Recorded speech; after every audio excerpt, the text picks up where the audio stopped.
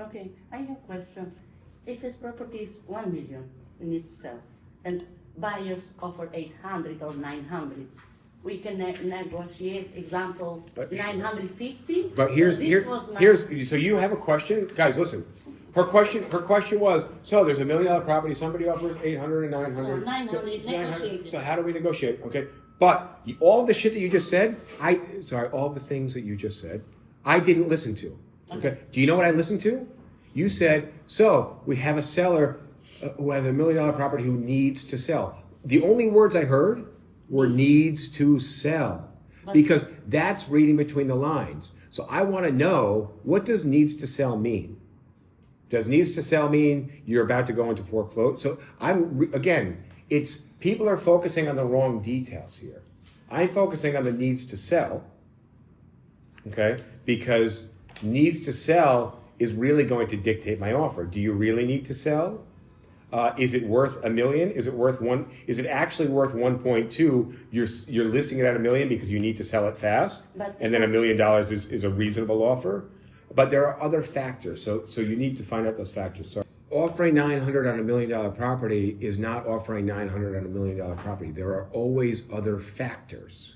Okay, so when you said needs to sell, that to me was a big red flag. Let's find out the other factors. Okay, my spidey sense went off because I heard needs to sell. Okay, which is what you guys always need to be looking for in the language that is used by whoever you're negotiating with. Okay, and same thing with your buyer. If your buyer says, well, we could go up to 1.1, but let's start at 800 just to see how they react, you would then need to get on the phone with the other guy and say, hey, here's how I would present that offer. We're working on putting together an offer for you this afternoon. I'll get it over to you shortly. Before I type it up, I just wanted to get an idea of what we're working. Do you have other offers in already? Okay. Do you know why this guy's selling? Right. But I try to be super friendly and conversational before I even send over the offer. Even if my buyer was like, offer 800 right now, I would still call the other guy and be like, hey, I'm working on putting together an offer. My guy's still trying to figure out where he's going to come in at. Now, most other agents are just going to say, send your highest and best. Okay, and then get off the phone. You've got to break the wall down and get that person talking. Right? Oh, how'd you meet this? How'd you meet? Oh, just want to let you know we're tied together an offer. I should have it over to you this afternoon. Just want to give you a heads up.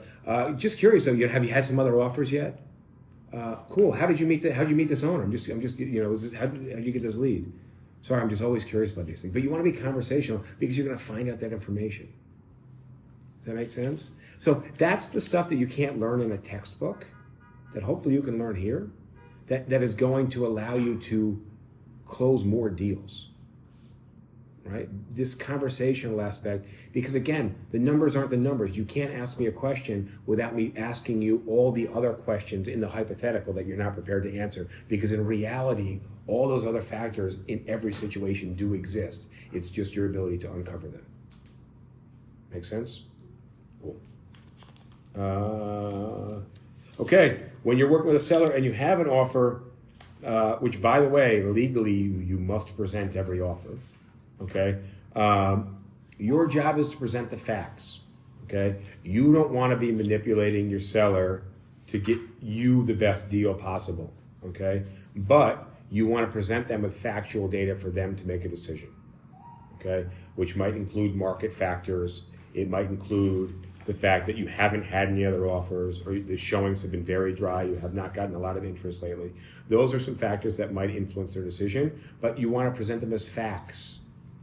Otherwise, you might be seen as manipulating them so that you as the agent can just close a deal and get your commission, which by the way, is what most agents do, and that's why agents have a bad reputation in this business.